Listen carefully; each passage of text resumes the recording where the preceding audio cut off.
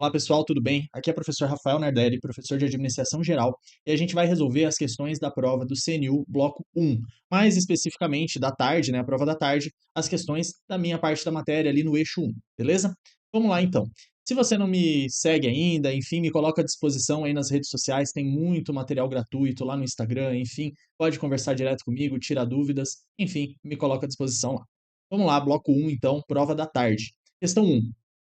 O desenvolvimento do cronograma de um projeto requer inferir as durações de suas atividades, em função da projeção da quantidade de esforço de trabalho requerido para concluí-las. Ou seja, o processo de fazer o cronograma, você precisa dos recursos para saber quanto tempo vai durar cada atividade, da quantidade de recursos disponíveis estimados para completá-la. Essas estimativas são usadas para um cálculo aproximado do número de períodos de trabalho necessário para executar por completo as atividades, usando os calendários de projeto e de recursos apropriados, por exemplo, o gráfico de Gantt. A estimativa paramétrica é uma das técnicas que podem ser utilizadas no apoio do desenvolvimento do cronograma de um projeto e consiste em. Lembra, a gente tem diversas estimativas. Vamos relembrar? A gente tem a estimativa análoga ou top-down. A gente pega um projeto anterior e traz projeto semelhante e traz para esse novo cenário. Paramétrica, que é o que a tua questão está querendo, traz cálculos estatísticos, uma base bastante grande de cálculos estatísticos, séries históricas, vários projetos, vários dados que eu faço, traço ali uma reta ou traço uma equação para prever o futuro do meu projeto. 3 pontos, eu pego sempre três estimativas, uma boa, uma ruim e uma mais provável. Se eu atribuir pesos iguais a essas três cenários, é a triangular. Agora, se eu utilizar a beta, que é atribuir 4 vezes o peso para mais provável e manter os outros 1, dando 6, né? 4, 6, eu tenho a minha estimativa PERT, que é aquela famosa estimativa PERT. E a bottom-up, composição, eu pego pacotinhos de trabalho. Cada pacotinho de trabalho do meu projeto, faço essa estimativa e vou compondo de baixo para cima, por isso que ela é bottom-up. Se a questão pede a paramétrica, vamos lá. Agregar estimativas dos componentes de um nível mais baixo da EAP, que é o pacote de trabalho, isso é a bottom-up, é a composição. B. Contratar um consultor externo com experiência em projetos similares, isso é top-down. C. Aplicar uma média ponderada das estimativas otimistas, pessimistas e mais provável, isso é a PERT, a estimativa beta de 3 pontos. D. Usar parâmetros de um projeto anterior semelhante, também é top-down. E usar um algoritmo para calcular estatisticamente o custo ou a duração das atividades. Na verdade, ó, como eu coloquei aqui, pode ser estimativa de custo, de recurso, de tempo, etc. Nesse caso, então, a paramétrica é a nossa alternativa E, sem recursos aqui, tá? 3. As questões que eu pular aqui são provavelmente de gestão de riscos, administração pública, governança, alguma coisa desse sentido que a gente não vai trabalhar hoje, tá? 3.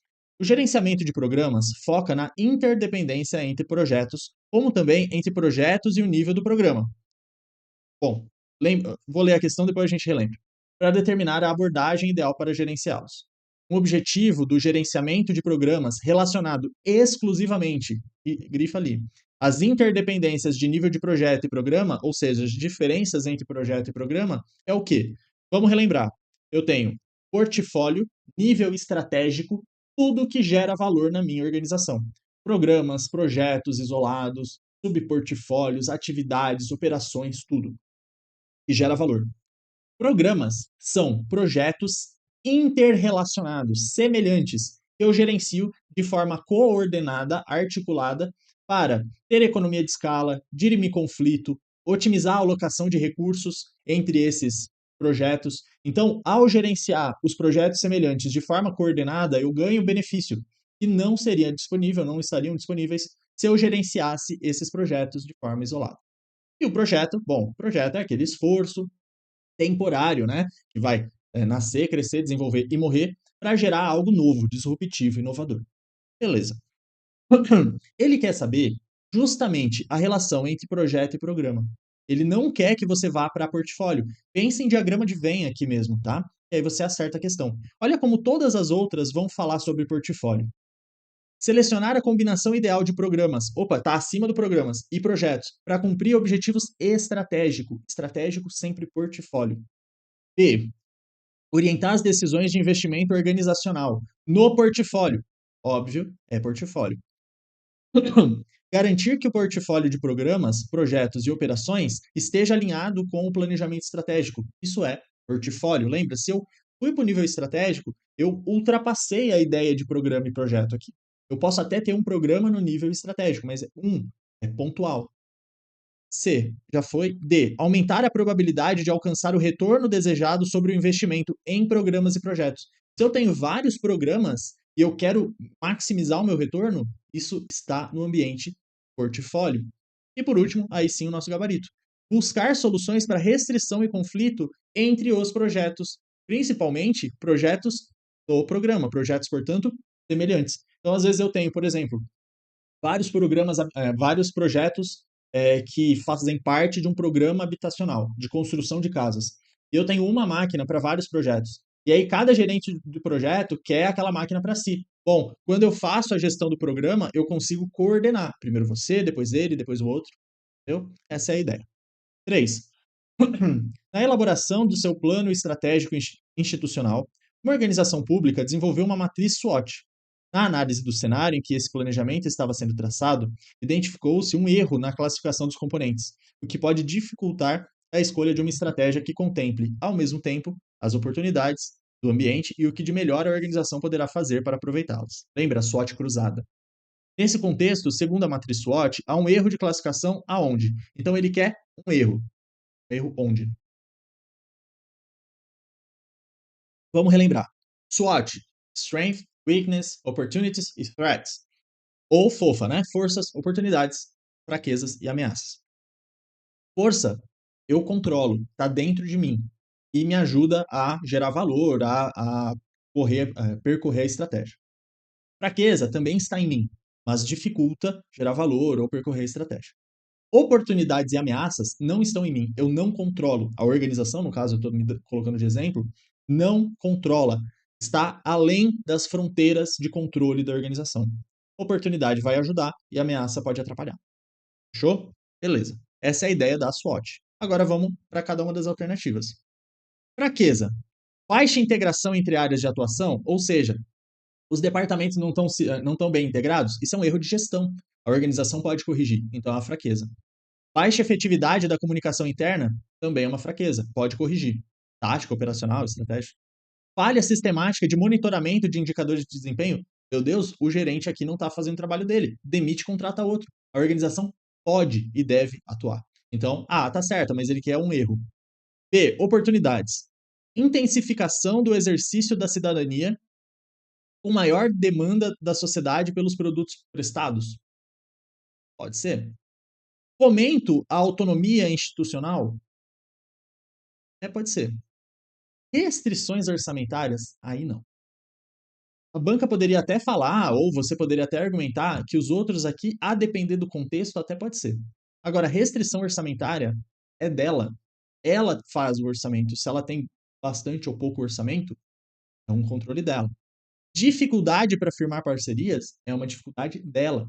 Então, não, restrição orçamentária e dificuldade para firmar parceria, com certeza, é uma fraqueza. As outras, a depender do contexto, aí você até consegue, né, defender. Mas as duas últimas ali são fraquezas. Portanto, ele quer o erro, é o nosso gabarito. Não tem recurso aqui. C. Ameaças organizacionais. Tá fora, me atrapalha. Descontinuidade nas estratégias do governo. Ou seja, eu sou uma organização pública, mas o governo como ápice mesmo, sabe? Se ele está descontinuando uma estratégia ou uma política, pode me atrapalhar. Em outro contexto, pode até me ajudar, mas não está aí o erro. Perda de servidores qualificados com outras oportunidades de trabalho, ou seja, eles estão saindo da minha organização porque um concorrente, por exemplo, um novo substituto, um novo concorrente, deu uma oportunidade melhor de emprego. Eu não controlo isso. Eu controlo o meu salário, mas não o salário do vizinho. Então, também é uma ameaça. Conflito de interesse que pode influenciar as decisões? Muito vago aqui. Poderia ser uma ameaça ou uma fraqueza. E ações de controle interno também. Pode ser uma ameaça ou uma fraqueza. Controle interno de todo o sistema do governo, por exemplo, né? Então, né, ou o controle ali dentro do órgão fica dúbio aí. Só que fica dúbio não é o nosso gabarito, a outra tá mais certa, né? Tá mais errada, né? D. Fortalezas organizacionais, forças, eu controlo e me ajuda. Identificação dos servidores com a missão institucional. Opa, treinamento e desenvolvimento, capacitação. Padrões de comportamento baseado em valores e princípios constitucionais, legais e organizacionais, sim, organizadores. Lealdade institucional dos servidores com órgãos, sim, tudo interno e tudo ajuda, né? E fortaleza também. Oportunidade de crescimento profissional. Tá vendo? É uma oportunidade, mas eu faço essa oportunidade. Eu crio o meu programa de cargos e salários. Fraqueza organizacional. Insuficiente cultura interna de valorização. Opa, eu posso arrumar. É uma fraqueza. Oportunidade organizacional. Compartilhamento e disseminação de boas práticas na gestão pública. Veja, compartilhamento geral. Foge da minha alçada. É além, ultrapassa. E pode me ajudar. Ajudar ou atrapalhar, gente, depende do contexto, tá? Alta do dólar é bom ou é ruim? Depende. Para quem importa, é ruim. Para quem exporta, é ótimo. Então, no mesmo cenário, a depender do contexto, aí do player, pode ser uma oportunidade ou uma ameaça. 5. Vários estudos têm enfatizado que as singularidades organizacionais e as particularidades dos indivíduos que constituem a força laboral do setor público influenciam a motivação. Esses estudos indicam que, ao contrário do que acontece no setor privado, predominam no setor público níveis de motivação intrínseca superiores aos níveis de motivação extrínseca, ou seja, a motivação que vem de dentro é maior do que os fatores externos. Ok. Um gerente de RH de uma empresa confirmou esses estudos quando constatou que a maioria dos seus servidores concordavam com a seguinte afirmativa. Antes das questões, vamos relembrar. Fatores intrínsecos e extrínsecos. Lembra muito a teoria do Hasber, né? Lembra, ó.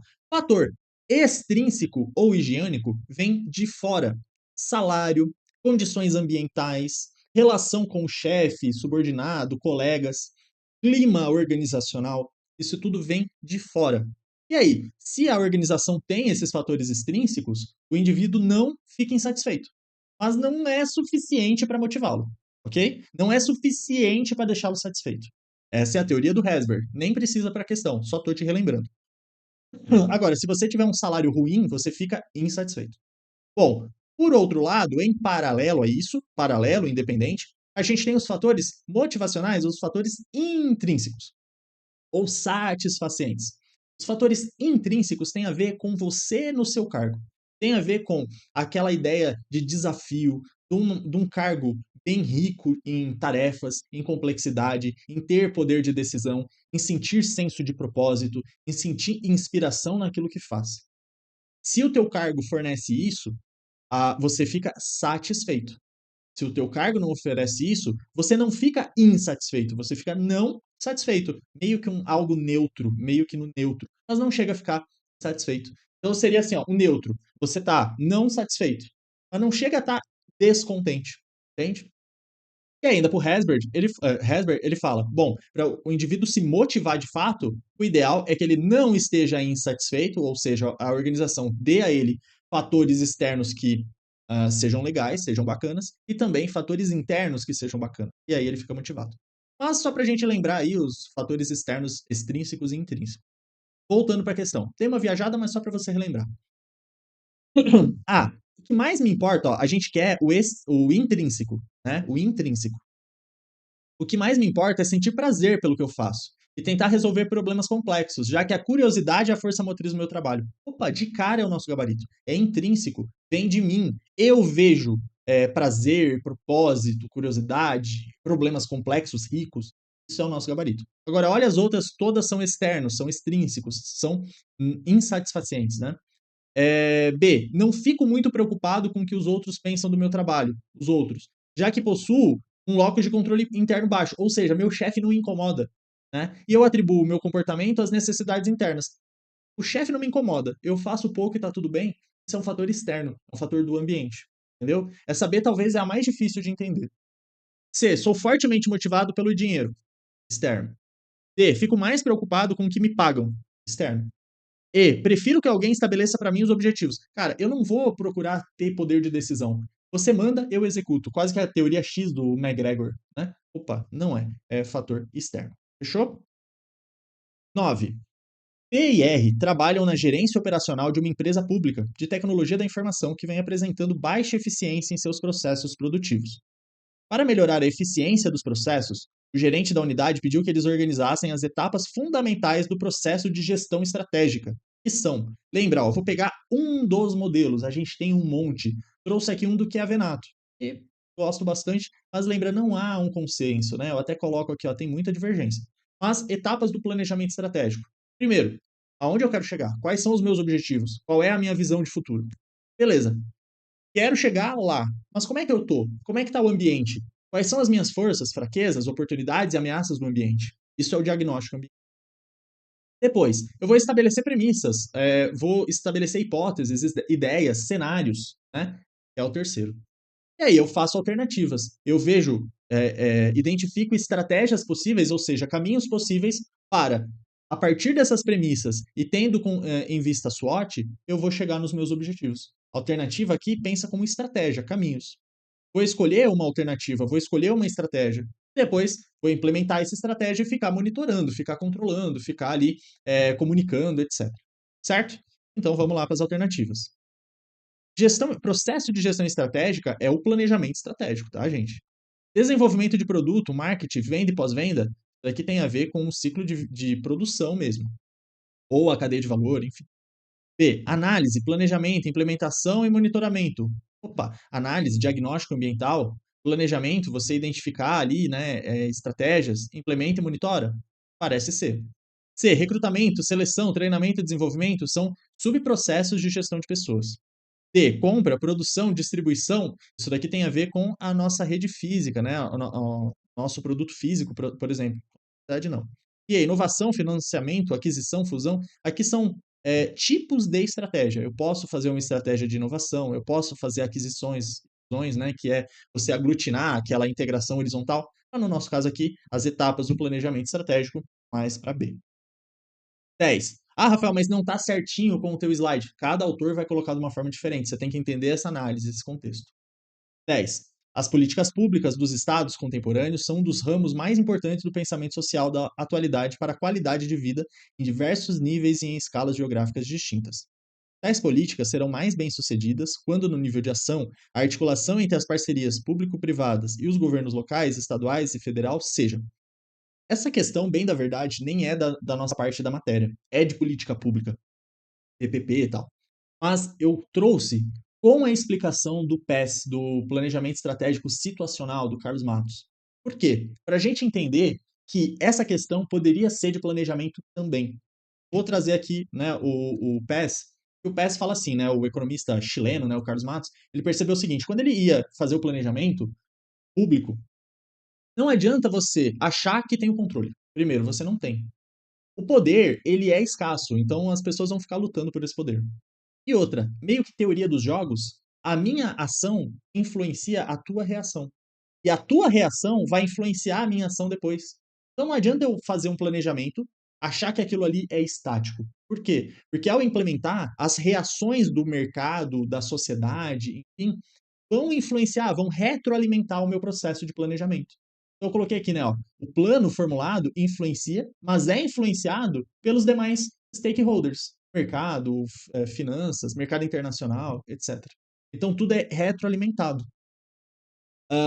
É muito incerto, portanto, tem que ser algo dinâmico, flexível, adaptável. A questão do gerenciamento ágil tem muito a ver aqui. Então, eu trouxe aqui o slide de PES, de Planejamento Estratégico Situacional, só para a gente entender que tem tudo a ver. O processo de elaboração de uma política pública é um planejamento. E, por ser um planejamento, ele tem que ser flexível e adaptável. Pragmático quer dizer, você vai ser tem a ideia do rígido, vai pegar aquelas etapas e fazer exatamente daquela forma como está no livro, como está no manual, e na prática isso não funciona. Objetivo, até pode ser, você tem que ser objetivo, você tem que ser claro, transparente, objetivo sim, mas restritivo não. Você não, você tem assimetria de informação, você não tem todas as informações. Subjetivo, complicado, tem que ser objetivo, mas limitado, não, tem que ser aberto, tem que ser dinâmico, adaptável, hierárquico e finito, nada a ver. Entendeu? Bom, espero que você tenha ido bem nessa prova. Me coloco à disposição se você precisar de alguma ajuda, se você não entendeu alguma explicação ou discordar. Se quiser ajudar, curte o vídeo aí, se inscreve, sempre tem bastante conteúdo por aqui, tá bom? Grande abraço, a gente se vê por aí. Tchau!